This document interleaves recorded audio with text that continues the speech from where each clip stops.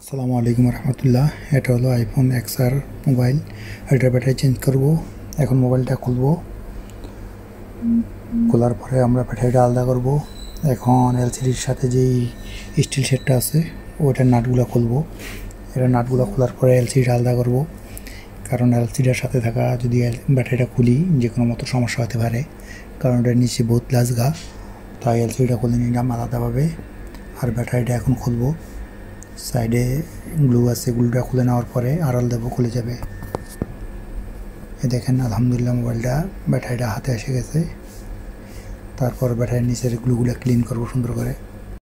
গ্লুগুলো clean হওয়ার পরে আমরা ব্যাটারিটা লাগাবো। ব্যাটারি লাগা করে চেক করব।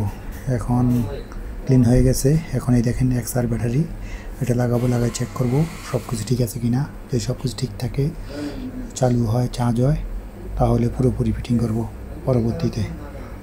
এখন জাস্ট একবার চেক করে নেব সব কিছু ঠিক আছে কিনা। তারপরে আমরা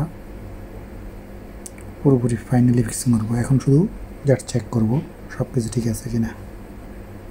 দেখেন ব্যাটারিটা লাগাবো, জাস্ট হালকা করে চেক করব সব কিছু ঠিক থাকে। চালু করবো। এখন চালু করে দেখব চালু হয় কিনা। দেখেন চালুও হয়, চার্জ হইতেছে, তার মানে কমপ্লিট ওকে আছে। এখন আমরা এটা খুলে নেব। খুলে নেওয়ার পরে ব্যাটারিটার নিচে ডবল আঠা লাগাবো। ডবল আঠা লাগানোর পরে কমপ্লিটভাবে ফিটিং করব। এখন আমরা আবারও এটা রিটার্ন খুলে নিতেছি। দেখতে থাকুন। যদি ভিডিওটা ভালো লাগে অবশ্যই সবাইকে শেয়ার করে দেবেন। নিজেও দেখে যদি উপকৃত হয় তবে লাইক কমেন্ট করবেন। এখন আমরা একটা লাচকা নিব, ডবল ট্যাপ বলে, ওই ডবল ট্যাপটা লাগাবো। ডবল ট্যাপ লাগানোর পরে আমরা ফাইনালি ফিটিং করব। দু টুকরো করবো, দুই সাইডে দিয়ে লাগাই নেব।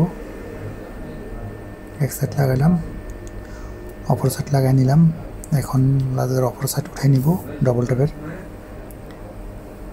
তারপর এটা মোবাইলের সাথে ফিক্সিং করব সুন্দর করে। ফিক্সিং করে নিলাম। এখন এলসিডি লাগাবো। এলসিডির উপরে যে স্টিল সেটটা ওটা লাগাইতেছি। ওটা লাগানো কমপ্লিট হলে মোবাইল পুরোপুরি ফিটিং করব। দেখেন আলহামদুলিল্লাহ পুরোপুরি ওকে আছে। চার্জও চেক করে নিলাম, সব কিছু ওকে আছে।